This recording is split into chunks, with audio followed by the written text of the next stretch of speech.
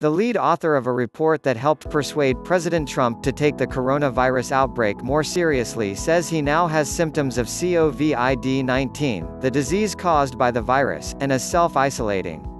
Neil Ferguson's report had predicted that if the United States did not introduce strict measures to curb people's activity and movement, 2.2 million people could die.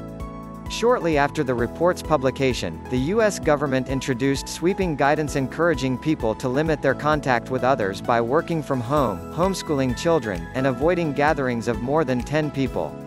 Ferguson also met with UK Prime Minister Boris Johnson in Downing Street earlier this week, raising concerns that the virus may have spread further inside the UK government.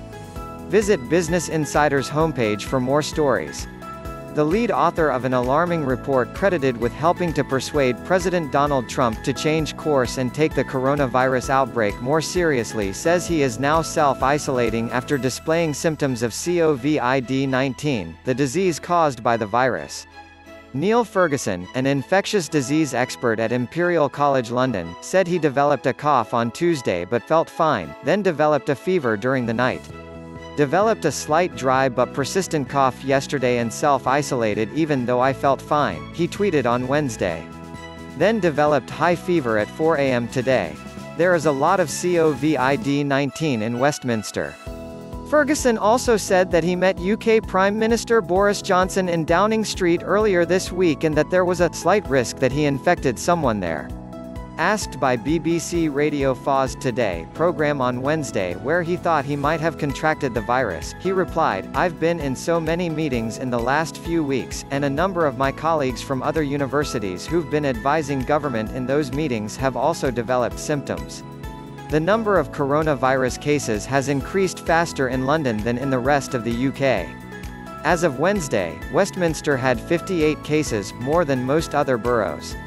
Ferguson is part of Imperial College London's COVID-19 response team, one of the main organisations advising the international response to the coronavirus outbreak.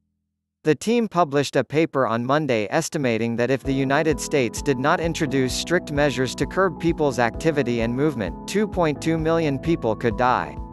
In the UK, it said, as many as 510,000 people could die. On Monday, a day after the White House was sent an advance copy of the report, the U.S. government introduced sweeping guidance encouraging people to limit their contact with others by working from home, homeschooling children, and avoiding gatherings of more than 10 people. Johnson's government also dramatically changed course after seeing the report, adopting more draconian measures designed to suppress the outbreak. The New York Times said the White House's new guidance appeared to draw on Imperial College's report, and Ferguson confirmed that it was sent an advance copy of the report.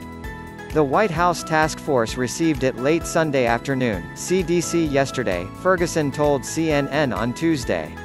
"To be honest, I don't know how much it influenced decision-making. But I hear Dr. Birx cited it," he added, referring to Dr. Deborah Birx, the White House's coronavirus response coordinator.